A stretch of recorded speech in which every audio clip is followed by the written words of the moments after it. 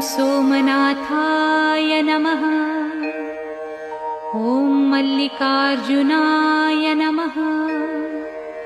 ॐ महाकालेश्वराय नमः। ॐ ओंकारेश्वराय नमः। ॐ वैद्यनाथाय नमः। ॐ भीमशंकराय नमः। ॐ रामेश्वराय नमः। ॐ नागेश्वराय नमः।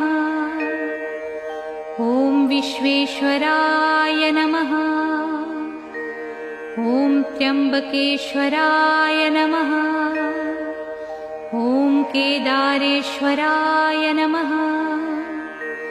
ॐ भुस्मेश्वराय नमः।